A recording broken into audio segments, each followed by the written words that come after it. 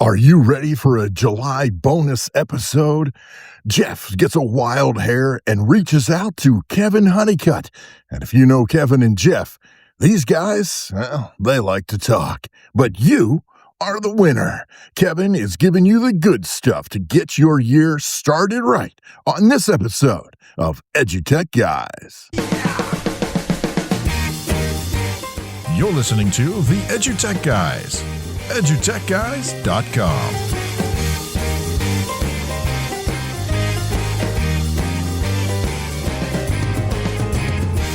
It's a special edition of the EduTech Guys. I'm really glad to have one of our good friends on. He's in the classroom this next year, and he's been posting about his journey, and he's always got great ideas, great things going on. So I was really excited to just bug him to death, and he's on for a quick, I called him, I sent him a text message on Facebook and said, "Hey, can you come on today?" He was like, "Sure, man."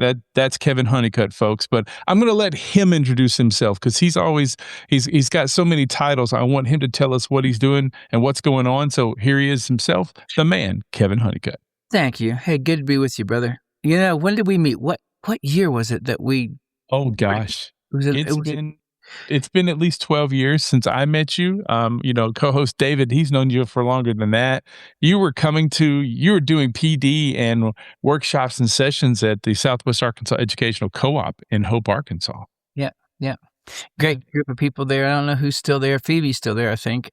Phoebe's still there. She sure is. Yeah.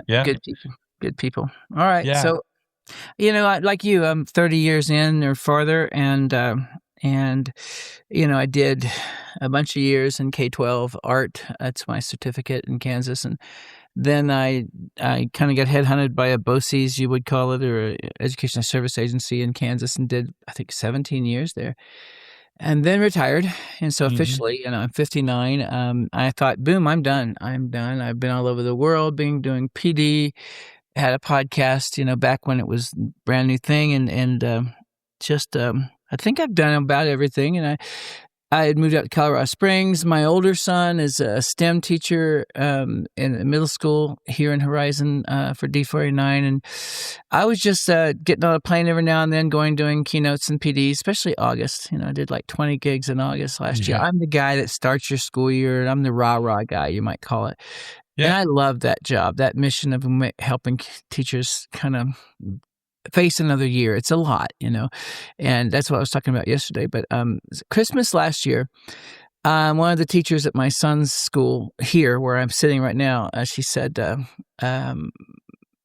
of our teachers left and didn't come back after Christmas, and not a lot of fanfare, no goodbyes. And so I thought, well, that's not cool because my kid goes here, and I wanted him to have a teacher who cared and consistency and all of that. So I had been subbing just for fun, I don't know, to keep my tools sharp, I guess, and to let teachers know that I'm in classrooms too, and I still see how this works. So I threw my hat in the ring to be a long-term sub and finish out a half year in this school, and got that job. Had to get a long-term sub license. Jumped through some hoops, and I took over. And it's really interesting coming back as a sub and not as a teacher. And I found out some things that you get treated differently, not by everybody, by some people. It's just a different level of respect. And boy, do I see that side of it now. As a sub, you're a Swiss Army knife, and you got to keep every blade sharp, and it's a hard job. So I had done that for a while in SPED and math and PE. I'd done every job you could think of. And I was feeling pretty good that everything this old man knew still worked. The only thing I didn't have is permission. You come in and there's a list of things to do, and they don't really want you to vary. I would bring in my guitar and do some crazy thing, maybe some programming, but no, you couldn't just freehand. That was the hard part for me. So I'm coming into a STEM job that's also career and tech ed. And it's up my alley. It's everything I talk about. So I thought, you know what? I'm going to do this. I'm going to light this up. I'm going to show them an old man can still do this. And boy, did we have a great year. An amazing year. And I did all the, and I told my partner teacher here, I said, let's just have a Super Bowl this year. Let's just do everything we ever wanted to. And we did. So by, let's say, the midpoint of the year, parents were starting to ask if I was coming back next year. And they were starting to say, if Mr. Kevin, we call Mr. Kevin, It's your first name, isn't coming back next year. My kid's not coming next year. And so that list started growing. More and more parents were saying that. And so the principal said, hey, do you want to come back and be a teacher? And I said, well, I have to get my Colorado teaching license. Well, I have enough credential at this age in my life. I could be 3 different teachers. All I got to do is just put in my transcript. And so I did that. I just went and put in my qualifications for K-12 art and just got my certificate in the mail like 3 days ago. Thank God, in time for the school year to start. So I got onboarded, and now guess what? Voluntarily, I'm the teacher here next year, so now they moved me into this bigger classroom. I'm going to give you a look at this classroom because it's pretty big, and it kind of earned it because my little phone booth room was just packed to the gills with everything that I build. But in my room, we build giant styrofoam dinosaurs, spaceships. We built the Artemis ship and flew it and talked about space, and we did fashion design, automotive design, studying career pathways and all that stuff. So man, it's just I can't tell you. So this year I'm going to have 2 3D printers. I had none last year. And now we're supposed to be doing, STEM and STEAM with no 3D printers. So now, got those, got 2 potter's wheels. And here's how I'm thinking of it. I taught art for a long time, so I'm going to have some potter's wheels. They'll be over there, and kids will learn how to do that. An art that goes back to, Mesopotamia. I mean, it's back there. Then we'll 3D scan those, and then we'll 3D print those. And we'll go all the way from clay to mass production and show them the continuum of all the choices people have these days. And same thing with AI, going all the way from doing it myself old school to letting ChatGPT do some things. So I did that. We did fashion design. I used to make the outfits with the kids, have a fashion show, do the runway. I was always doing big dramatic things. This year it looked different. So the kids, have the white draw tables. So the kids would draw their fashions on the tables, and then we'd take a picture of it, and then the kids would talk about that. And then at the end of the lesson, I call this AI finish line, the AI finish line. So at the end, I would say, okay, take this drawing, ChatGPT, and put this fashion on a real model on a real runway with photographers. And we'd all just watch it. And suddenly it would go, shh, and oh my God, it really looked like the fashion. It didn't interpret, didn't change things, didn't add 9 fingers to one hand. It just looked good. And the kids, it took the breath out of the room. Now, what was I doing there? We were using AI as a co-pilot, but not the pilot. We were not plagiarizing. What I was doing, AI finish line, is we get to the finish line, then I show them 10 miles down the road. Here's what you could be. And it worked. So I thought, man, I'm going to do that from now on. So my partner teacher, she said, I just did bridge design. She had these 4th and 5th graders, including my kid. And they're all holding their bridges. They just tested them with, weight and everything. You know how we do. Anyway, the kids are holding their bridges, and then she said, ChatGPT, put this kid with folded arms, looking proud, standing in front of his own bridge, spanning a big chasm. And there's the kid now looking all proud with his bridge back there, drinking straws and all. Cute, but again, here's what you might be. Yeah. So that notion stuck really hard. So I'm going to keep doing that with all my lessons because I used to do that. A lot of us teachers do that. We have like an author's tea, and the kid gets to act like an author with the one copy of his handmade book, and his mom or grandma comes and they have tea, and it's all very cool. And then we could self-publish, and the kids could actually publish a book and have a copyright. And I talked about that for a long time. And now I think we're in a place that's even farther along than that. So I have a relationship with AI. I sometimes get frustrated that you go to ISTE and 80% of the sessions are AI. 80%. Yeah. It's more than that now. It frustrates me. It frustrates me because it's not the only thing. But our pendulum, I'm doing another podcast on Monday. I'm not cheating on you because I talked to you first. But the pendulum in education is either here or it's here, and we don't find here. And if corporate interests are involved, you end up here. Because Apple only wants you to use Apple tools, and Google only wants you to use Google tools. And so we as educators are stuck in the middle because we don't have unlimited money, and we got to MacGyver this stuff. Yeah. I was an Apple Distinguished Educator. Then they asked me to come on board as a trainer. I did. Then I went and I had the temerity to talk about Google tools alongside Apple tools. First I got written you're up, gone. then I got let go. And all my friends got let go because we were taught to be agnostic and to teach the tool or allow the tool to be learned that they have and that they need. And so, and I saw there the pendulum is stuck on one side or the other. So we're going to go full-blown AI, and that's all we're going to talk about. And if you don't sell your soul, and look, I'm not against it. I'm not a Luddite. I see things and I use them.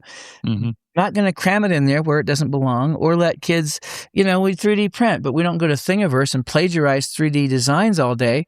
I mean, that's cute for one time, but you ever go to a school and the trophy case is full of stuff you've already seen on Thingiverse? Those are not designs. Those are Xerox copies of someone else's work, and don't teach kids that that's what it is. Well, Kevin, when I try a 3D, design with my kids, they're not very good at it yet, so the things look rudimentary. I know. That's how everything starts. And then they get better, and then they get better. And if we can't withstand mediocre, we'll never get to great.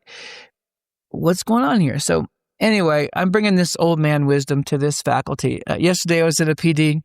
I was in a PD for 2 days, and almost everyone in there could be my kid, my grandkid maybe. I just felt like Father Time. For the first time, I said, God, I think I'm the oldest guy in this room.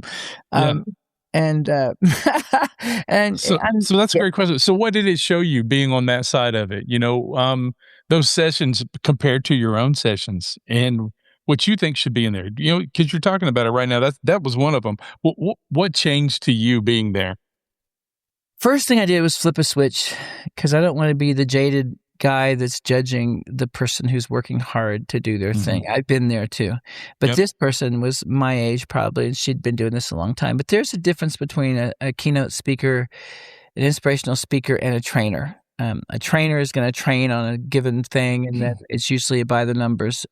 So it's not going to inspire you or rewire you, but it might give you some tools. So I mostly told myself, I wrote a note on my hand, which is my way of saying it. I'm not going to say the words STFU.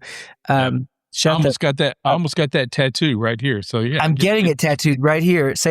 My marriage will stay strong because I remind myself, just shut up and let her know you heard her. So I did that for the most of the day, and then the second day I kind of emerged a little more as I was not going to try to be a know-it-all or something, but I do know a lot. And I recognize, when it's a product and I see how good or how not great things are. This was a pretty good 2 days. But the big thing that became clear to me is I thought, you know what, however good this is, what PD really is, I think, large part of it is just getting you ready to do another year. So if it sucks, you can't wait to get out and go be with your kids. You're ready to do another year. If it doesn't suck, that's good. You start getting excited about how this will be integrated into what you're doing. But what it does is get you off the streets and get you back inside a building and starts potentiating your brain. Because you think about this job, man. You know the job. You come in August, unless you're on an extended contract, but you come in August usually, and the first thing you think, and you have this desperate feeling like, good God, I don't know if I can do this again. That's the first thing you think. Because when you quit, you were hooked up to 15 different machines and wires and alligator clips, and you were feeding everything in the universe and somehow not dying. But you had gotten there from August to October, September, all those months. You had gotten there and you got to the height of this sort of, what's the word, giving model. And then suddenly, unceremoniously in May, everything gets unplugged and you're just like you got a hangover going, God, was that a party or what? Good, I don't even know what I was doing. And then you just fall down, and lick your wounds and reattach to your life and start giving to your family and mow the grass more often and, all that, which is like 1/10 of how hard teaching was, maybe 1/20. And then you adjust to that. And then August comes and you're going to adjust to the other thing again. And yes, you could have a nervous breakdown. But what I got excited about is I thought, oh man, I'm going to go to my building where I know a lot of kids. I know the other teachers. I'm going to go home. I'm going to go back to my home. And that felt reassuring. So that's it. Here I am and I'm getting everything moved into. They change things around. It happens to teachers all the time. Now suddenly I'm in a different room. So I'd already taken my room down, moved it to another room. Now I'm moving it back into this other room before the other teachers get here. But I'm excited about what we can do, but I only did like half a year last year. And now I'm on it for the year. And so, wish me luck. Here it comes. And whether you're not, the kids are coming. So you got to be ready for it. So I'm excited about it. You were talking about AI, and I love what you said about it. It's with the kids, it's what is possible, and I think that's the biggest. I've started using AI a lot. I use it to give myself ideas. I use it to delve into the transcripts from podcasts that I can't do and give me more ideas. And I love the stuff that comes up with because it creates things that I never thought of before. And it creates new pathways from conversations that seem like they maybe only had one topic when they actually had 10. Mm-hmm. And I love when you're talking about teaching the kids to use it as a co-pilot. And I think that's a really big deal. Everyone's harping about AI this year at ISTE. Yes, trust me, ISTE has their own AI now. They're rolling out their own. I forget, it's called Spark or Spackle or Spunk or something. I don't know. But anyway, they've got their own ISTE coming out. Spackle or Spunk. That's what. But what's funny is Don Wettrick. I mean, if you remember Don Wettrick, Don Wettrick. We talk almost every month. Yeah. Yeah. Don's entrepreneurship program is one of the best in the world. Yes. And there was only one entrepreneurship session for students at ISTE this year. And guess whose it was? It was Don's. Yeah. How is that happening? And the sad part is that they're changing the name of it from the International Society for Technology and Education to Transforming Education. So we're losing the technology in, which is fine. But you would think that in transforming education, we'd have a lot more about art and music. And so I hope that's what we see next year. I'm hoping when it comes to Boston that it is art and music and entrepreneurship and, STEM takes over. I don't know. But I think that's where AI can come in handy as a tool. I mean, I have a good ear, but I use an electronic tuner every day, 57 times an hour to tune my bass. So, but, where do you come in on that? I mean, entrepreneurship, see what you do, in my opinion, when you did the fashion show, you showed those kids, this is what is possible. And the right kid is thinking to himself or herself, in the 11th grade, I'm going to have my own fashion show and I'm going to sew 3 pieces. Oh, I got to learn how to sew. That kind of thing. Yeah. So you're saying, where do I come in on that? Where do you come in on entrepreneurship, and where do you come in on kids using AI? I mean, the respectable use of AI. I mean, I know that's what's interesting is that I think teachers using it, if they'll use it to create lesson plans and delve deeper into state standards to get around the rules of the administration, to find ways to ask the right prompts, to have the right chat, because right now it's just a chat bot. That's what it is. Most of them don't understand the co-working and coding side of it, but they do understand the chat side of it. And I think that's where people like you can help them understand how to write better questions, how to write better prompts, ask the right question, dig in deep, and get some viable information back to show them what's possible. And get those synapses firing again, get that lightning in a bottle going. That is one of the biggest strengths I think it has there, to be in charge of minutia so that we can have bigger dreams. I'll give you, for instance, if you let me can I screen share? Sure, go. I want to show you one of the things that I just done with this. Let me see here if I can get to here. Screen sharing is not turned on. Okay, close. So what I've been doing lately is I've thought, okay, how do I let it be my helper?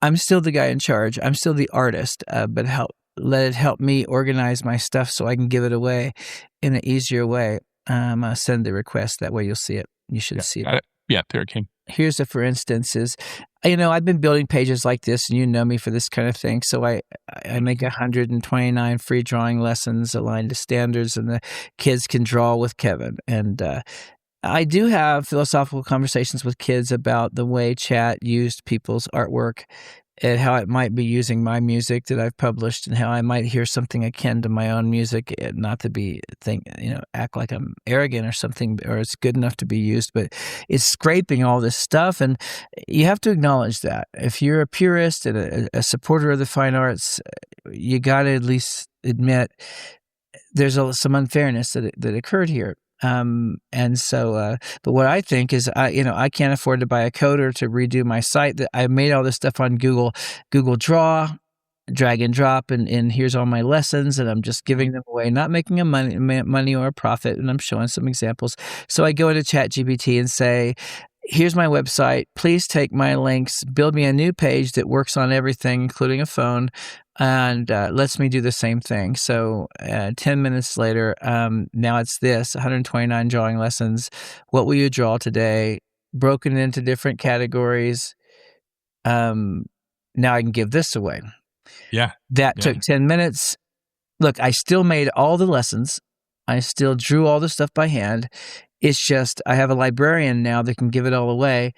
I don't have time for all of that. I will still be the guy who originates the creative work. My kids, when they did the automotive design, they made them in clay, like they did back with me in 92. I've been doing this a long time. And now they look the same way. They have front and the back and the top and the side. They have a background. Then we go to ChatGPT and say, put this girl's truck in Detroit at the Detroit Motor Show with audience all around and photographers. And there's her car. So she can picture that. So again, that finish line AI. So I think as we're working together, we talk to the kids and say, if you had a coworker, where would you put them?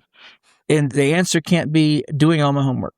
I know we all want a robot that cleans up, does our chores, does our homework, and we all want that. But no, let's be realistic here. If it's your assistant, what would you have it do? And usually they won't even suggest something they know is unethical or would get around the idea of them learning. They're smart enough to know that. So we can have that conversation and talk about what that means, if it solves a problem for you, whatever. So then I went in and said, okay, can you also take my cardboard challenges? And so it did that. It took 10 more minutes. But now here's all my cardboard stuff that used to be a freaking mess. And now you can go straight to those Google Draw documents. And now I'm thinking I want to get that stuff out of Google Draw because let me show you what happens is you got Google Draw. And here's what I did. I found a way to hack so I could put video tutorials in my Google Draw. Mm-hmm. Those don't work anymore. If I try to launch that, you get this. And I tried everything. I started over again, went to the original video, did the same workaround, built the whole thing into Google Sites, copied that code, dropped it in here, and it doesn't work anymore. Googled it, spent an hour on it. You know what I'm going to do next? I'm going to say, please go here, make the link actually work, and embed the video on the site, and I'll be done. So I'll get all those done. Again, I'm getting paid nothing for this. Like teachers, when they build a new lesson plan, we're not getting paid extra for that time. So if I can save time and get home to my family, then maybe teaching looks different to you. If that saves us from losing teachers, yay, I'm happy about that. So let's do that. So that's kind of where I am with it. I want kids to know they could build code, they could build a website, they could build an app, there's a lot of rethinking going on. What I want them to do is be fluid thinkers that can hunt with anything. They can hunt with a bow and arrow, or they could hunt with ChatGPT. Either way, they're bringing home food and feeding their family. That hasn't changed. So I still am that tradigital teacher that I want kids to be twin threats, in this world. I believe there's going to be a time, and there is already, if you look at the national picture and the international picture, all this running away from screens is happening all over the place. And there should have been more breakout sessions at ISTE about what happens when your district is saying no more screens. That's happening, but it's like we can't even talk about that because the tech conference, but we should. Because I do believe there's a way to stem this if we'll just be honest with honest with ourselves, right? And say, guys, we're doing tradigital, and we're going to do digital where it's really called for, and we're going to do hands-on. We're going to do hand-thrown pottery, and we're going to make stuff on the 3D printer, and we're actually going to do metalsmithing in the future and cast stuff ourselves. We're going to do everything. You're welcome. Instead of just running to one camp and saying, here's where we live now, and we're all going to do these same things. We turn everything into a worksheet and we take away the creativity. I believe there's a chance for some amazing creativity. In the Renaissance, the masters, they had workshops, and a lot of their artwork was done by people who came in to learn from them. They didn't do everything. All right. So in a way, you could call that cheating. You could call that AI. You could call that, I got an assistant, right? Assistant intervention. We'll call it AI in the Renaissance. That's it. But long as you acknowledge that, you see that, and you say, wow, now Michelangelo has the capacity to do many more works in his lifetime, where like one funerary sculpture garden could take him 30 years, and you lost all of his magnificence. No, if you got a workshop, you could do different things. So I just think of it through the lens of history. AI and all those bots and all those helpers and all those apps, they're all my assistants inside my workshop, but it is my workshop. My ideas, and the prompts are the art. The prompts, but remember, in Google, the way you did the search was everything. Do it wrong, prompts. You get bad. Yeah, right. And so it's there again, but I don't see a lot of people talking about the art of prompts. Well, think about how many times, I taught a lot of workshops in the early 2000s, 98, with Google, with searching, before Google, AOL, remember web crawler?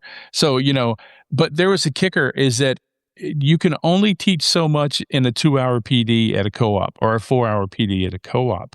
And we've been trying to train them to understand how to talk to Google, which is AI. It's always been AI. It's a basic artificial intelligence. But now we're asking them suddenly to trust it to run everything from their grade book to their parent communication to the whole bit. And yet we've still not told them how to talk to it. We're treating it more like a chat bot. But that's just it. You hit it on the head. We have to we have to treat it like it's an assistant. The same way I would, as a band director, I would tell my assistant band director, hey, listen, work the trumpets on measures 35 through 42 and watch those C sharps. You got to get a little more specific. And they would go and they would handle that one piece and handle it well because they were trained to do that. That's our problem, I believe. I think of it as a student teacher. I want to help it understand, but I also don't want to create more work by having them do it wrong. I'm not going to blame it if it gets it wrong, if my prompt was bad. So it's basically like guiding a student teacher to do some stuff. And yes, I'm having it do grunge work, but student teachers have to pay their dues, and it's okay. But I have yet to ever do a big project and I could screen share again and show you how the cardboard page has some messed up links. I can't just give this to the world, say this is my work, and have it represent me badly. That would be bad. Now, if I'm putting rubrics out in front of the public, the taxpayers, and there's some problems in there that make the school look ignorant, that's a problem. So we cannot go on cruise control. See, that's what we can't do. And I think we did that accidentally in the past. We'd trust a rubric that we bought online without looking back at it to make sure there wasn't anything wrong. Look, they ask us before we show any video to watch it first. That's all I'm saying. Anything that you put out there that's going to be public facing, even if it's not, if it's just kid facing, all right, if it matters enough to do it, check it. Just check it once. Make sure it came out right, because you don't know the way you work with this tool unless you see the product of the work with this tool. To be lazy and just say, oh, it probably worked. Why wouldn't we just leave it to chance? It's probably okay. That is lazy. That's how we messed up, digital literacy. We messed that up. We could have done better. What we taught what we accidentally taught kids was to doubt everything, therefore believe anything. That's how we end up here. No, we didn't go to the moon. We didn't do because nothing is true anymore. Damn it. We should have done a better job, but a lot of us weren't taught how to do that. Right. Honestly, we weren't. A lot of these tech people that came up were bootstraps people who taught themselves. The district was very happy to pay them teacher money and not pay extra salary to someone more highly qualified. And so a lot of us just kind of figured it out, MacGyvered it. But the truth is, this was more important than we knew. We show them the one tree climbing octopus site and think we're done. No, damn it. It's bigger than that. You've got to use it, but think of it as your helper in the rough draft. But the final draft needs to be you. Sorry, Yeah. it just does. If you're going to get fired for your work, not the work of some tool that you didn't know how to use properly. I can go And on honestly, to say, one of the main reasons I retired, but that's a whole nother story for another whole episode. But I have to tell you, a great idea for a name of an AI that we can create for teachers called Student Teacher. I think that's a wonderful. I'm on the phone now with Entropic. We'll get them on the call on that and see. there you go. No, But, that's you know, it. think Good. about that. That's a beautiful PD title, and that's a beautiful concept to go into it with teaching prompts. Hey, treat this like we just gave you one of the smartest student teachers in the world, but they have no classroom sense. But you need to speak to them like you would a student teacher. You know, you need to help them become a better teacher by asking them to do work and jobs for you that are actually something that's going to benefit them learning to be a better teacher. What a great way to look at that. I'm going to throw that out to Please Claude. do. Please do. Now, I Yeah. want to screen share one more time because there's something I want to show you. I wanted to show you. Remember, I was talking to you about fashion design. I was going to go back and give you the example. I invented this PD called karaoke culture, and it's about taking a chance, teaching kids to take a chance in this world that's sometimes scary. But in there, I was talking. So this is one of my kids' fashion design drawings, and this after I'd said, put this on a model on the runway. Wow. Dang, right? And you're like, that's pretty good, and it doesn't turn hers into something 100 times better. It makes it look more plausible. Here's another one, the girl's drawing versus the thing on the runway. It's pretty straight across. The difference is when 8th graders see that, they want to be a fashion designer. So Yeah. I get that, man. I get how that can work. There was one more thing I wanted to show you if I could find it. Let me see if I can find it fast enough to not waste half your... Yeah, this one here. I upsized my wife's ring and I said, ChatGPT, make me a picture of a woman's hand with a big wedding ring. And so people say ChatGPT is so smart. It's like Einstein. Its IQ is higher than Einstein. That's what they say. And I say, no, it's not. ChatGPT is your brilliant friend who smokes pot. Because, it might do a great job and it might go, wait. Okay, let me add a wrinkle. What if her fingers were conjoined? So it's impossible that she could put the ring on or take it off. Yeah, so I left it in my presentation just to say, trust it as far as you're willing to be embarrassed by it. But, and by the time you've done it 10 times to finally get it to work, because it seems like it falls into these cycles where it can waste a lot of your time. And it's getting better. Look, I'm not a Luddite. It's getting better all the time, and I'm finding that it's getting better. But to totally trust it and not treat it like a student teacher who's still learning, I think is a mistake. So just a thought. So real quick, and we'll wrap up, but I just want to ask you, you have tens of millions of views across Instagram and TikTok. You really do. I mean, if you want to look it up, I looked it up. I did 47 million. Yeah, tens of millions. You're just everywhere. So when we talk about short form video for PD, I just wanted to throw this out there because I was thinking about it earlier. Do you think, I still think, I know you say you're the rah-rah guy, and I agree, but you do have this power. I've seen it personally. I've watched it on 1,000 videos. You can go into a school at the beginning of a year with all these teachers who are not wanting to be hooked back up to those alligator clips and plugged back in again. And within your given amount of time, which sometimes is 30 minutes to an hour, you've got them up out of their seats. You've got them making music, making poetry, doing all these great things. Do you think that short form video still has a place in PD and in learning for educators? Well, no, we don't even get into students, but starting that first of the year, do you think that an administrator or a group of administrators who make more short form video for their staff can be encouraging, educational, and productive in their environment? I think if you think of it like Netflix, Netflix is well put together for some reasons. One is people who like this also like that, and it shows you a little bit of one episode and it teases you on the next episode. Just like good teachers make a kid want to learn the next chapter and the next chapter and the next chapter. To make it lazily and to not make it flow, it's not a keynote. A keynote has to flow from minute to minute to minute to minute and then wrap up. And there's a certain energy and a certain dynamic. In short form, it gets more acute. Everything's still got to be there in 3 minutes, but it's got to leave you wanting to know what happens in the next episode. So and I like some people out there. Some of these administrators are doing these really cool little Instagram or TikTok reels that are their walk to school. And I notice these things, and I see they found a way to be productive within that period of time. But they're moving you along a thinking continuum that causes you to have metacognition, and so your brain sees, oh my God, there's some value here. So all the ingredients are the same as it ever was. First, people have to know that you're like them and that you like them. And then there's got to be something there each time. If you ever open a box of Cracker Jacks and there's no prize, that's your last box of Cracker Jacks.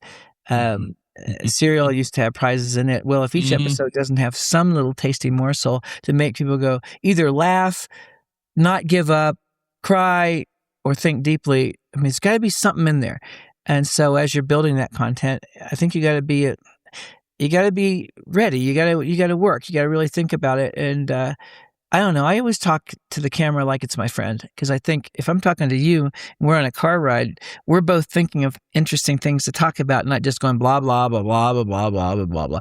You're thinking, I wonder what do I know that goes with what he said? Now, what do I know that goes with what he said? So it's really a conversation. It's hard because the other person can't talk back to you. So you're looking at numbers and you're saying, wow, that last episode got 5,000 views in 2 minutes. That one had something for my audience. Cool. How do I grow my audience? Boy, I have all kinds of ideas I want to tell you about. How that first video I did that went up to 10 million, then 27 million. I had no idea that was going to happen. This is a wind that will catch you with your sales rigged wrong. My sales were rigged for K-12 education as it is per se, and that first video was a Minecraft, Arium, this thing my kid could go in and play and look at a screen that I built on the cheap. And boy, did that catch so many gamers and older gamers who had aged and lived in their mom's basement, and millions of views. And that was not my audience. And I said to my wife, we just caught the wind, but my sales are not aimed that way. So I changed my sales and thought, okay, if I'm going to catch the next generation of people, I've got to stay rigged for however the wind comes. Now that's something I want to teach kids. Where's the wind right now? And where are your sales right now? If the wind comes and your sales are down, you just lost. You just had the winning lottery ticket and you burned it. So I'm awake. This woke me up. When you go viral like that and you're hitting 10 million, your phone, this would rock your world. And I've got video of this, of my phone just going zing, zing, zing, zing. Yeah. and you wake up and you got 1 million more. And you wake up and you got 1 million more. And you're reading the comments, but it's 100,000. You cannot respond to 100,000. Right. And some of them are crazy and some of them are nice and some of it's nuts. If you don't interact with them, the algorithm will just let it all go.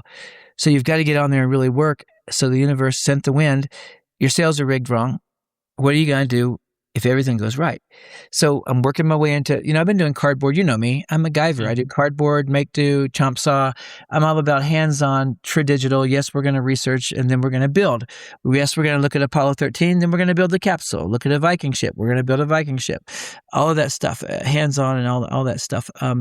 So I just need to get that where people can see it. So if those gamers see the cardboard, some of them will come over and say, oh, I want to build a planetarium. Teachers want to build a planetarium, but not a Minecraftarium. Unless that's that 1% of teachers that teach Minecraft EDU, it's a very small market. So, boy, have I learned in the last couple of years a lot. I want to do workshops on that, but who wants to come to it? I mean, what audience? I almost got to go to a Comic-Con and do a big Minecraftarium event with all the millions of people that like that video and get them all in a giant gym, all building one to take home with them. Wouldn't that be cool? Yeah, but who's going to, cool. How do I start doing that? Yeah. The whole thing, if you go to my site and go to minecraftarium.com, I'm not selling anything. Everything's free there. I learned something. I'd say 100,000 people asked for the tutorial. So I said, okay, I'll make a tutorial, put it behind a $1 paywall, and I can make teacher money. And it'll pay some bills. So I built this site and I put it up there I made the tutorial. I sold, how many do you think I sold? I don't know, 10, 15, 20,000? None. Not one. What did I learn? Gamers save their money for pot, not tutorials. Not all of them. or they say, Pizza Pockets. or they save it for Pizza Pockets or more games or more coins. Yeah. But no matter how much they ask for the tutorial, once they see the tutorial and realize it's work, they're happy with just seeing mine. And so I put all that work. Being a teacher, I threw 40 hours at that and got back nada. So I'm not hurt. I'm smarter. Yeah. So whatever the product is, it's not that. So look, we're all hunter-gatherers again. Write that on something. We're all hunter-gatherers again. And if we're not, we're leaving our kids alone to be that while we're not. So we need to be. So I think it's okay that we're challenged. It's okay that we're scared. It's okay. All of that's okay. It's not okay to quit. No. Or to just say, I'm not going to do it. Or I stop. I'm getting off the bus. Whatever that is. I think that if we're going to stay alive and relevant, you got to keep learning. Here we are having a conversation. You don't have to be doing this. You can be golfing right now, and that would be okay. You earned it. But I think that you want to keep your mind sharp, and there's nothing like rubbing your mind against someone else's mind to keep yours sharp. That's great. I just wish we haven't talked in so long, and I've missed the way you make me want to share the best stuff I have. You have this sort of fun, friendly way of just accidentally making people want to show you their best thing. Isn't that cool? Well, that's the same way I feel about you. Now that I've had this conversation, I've got like 52 other questions to ask, so, well. When? Let's do a series. I want to because, I think good teachers don't learn quietly. They learn while teaching other people as they learn. That's the best way to learn, is to, my guitar lessons are always one episode ahead of the one I'm watching. And here's my version of how to play that song. And I don't care what people think. This is my way. I teach guitar at Wild Heart Teacher at my camps. I do. And I always have these teachers who come in, they're 40, they're 50. They've got a guitar they've never played, and I know I'm not going to Juilliard them. If that worked, they'd have done it already. I'm going to Jack Black them, and they're going to come out happy with pictures, and they're going to send me video of them playing Horse with No Name back at home with 2 chords. It's easy. It's easy. Purists don't like it because I make it so easy that you don't need driver's ed. Right. And they feel threatened because they are driver's ed. And I get it. I get it. But not everybody wants to learn step by step 10,000 scales before they play one song. A lot of them, the pain chases you away before you get to the joy of performance. Well, that's because that's the way the system is built, and that's what you've tried to change in education. That's what I've tried to change in music. I went to college and studied music and did the whole thing. Did I need to? No, man. I need to be playing gigs. I needed to be playing gigs, saving that money. I do the same thing I did then. Same thing goes for computers. Did the same thing I did then. Didn't need the school to do it. Now, I shouldn't say that on EduTech Guys. Post-secondary is a wonderful thing if it's for you. For me to do it all over again, nah. So, but hey, so Kevin, I said we'll wrap this up because, but I want to leave it with when you said you can't quit and you got to keep learning. That's the key. That answers the reason you're back in PD, and the reason that teachers find the excitement in PD also, I believe, is that you don't quit. You get your summer break, you get through it, and then you remember, wait, it's something David and I say all the time. You only get 1 3rd grade year. You only get 1 6th grade year. You only get 1 11th grade year. And that's the way I used to go into it every year. I was like, okay, wait a second. I'm starting a whole new year for these kids. They're not going to get another 10th grade year. So I've got to make this the best 10th grade year they've ever had. That's really good. Yeah. So that's the way I look at it. But you do that, you feel that responsibility, but also joy to get to share that with them. To get to share that with them. They're going to come back here all excited to see each other again, just like teachers do. Make no mistakes. When we come back in August and we're gossiping in the hallway, your kids are going to have that next week. Don't get mad at them or tell them to shush. Give them the time you wanted in the hall before the presenter made you start. That'd be cool. Yeah. But they're coming and this is their home. And some of them, it's their home, and you get to be a part of that. We should be honored. I know we're tired. We're all in this together. What you need is your support group, your family, your people to talk to when you want to quit. And then otherwise, you're doing the most incredible work in the universe. So, good. So, hey, thanks for coming on the show. Anytime, man. Tell me when you're ready to go again. I'm a text away, and we'll be doing it again. Cool. All right. See you, brother. Hey, I really want to thank Kevin Honeycutt for coming on the show. I give him a call, text on Facebook, actually, Messenger, and said, hey, man, you got time? He's like, yeah, man, you know it. That's Kevin. That's how Kevin Honeycutt rolls. But don't forget to check out his website, kevinhoneycutt.org. Check him out on social media. Just type in Kevin Honeycutt, Super Genius on Google or any of your search engines, and you will find him. So, yeah, Kevin, thanks a million. You've been listening to a great episode, a bonus episode for this July. We hope to catch you soon. Talk to you later. You've been listening to the EduTech Guys, edutechguys.com.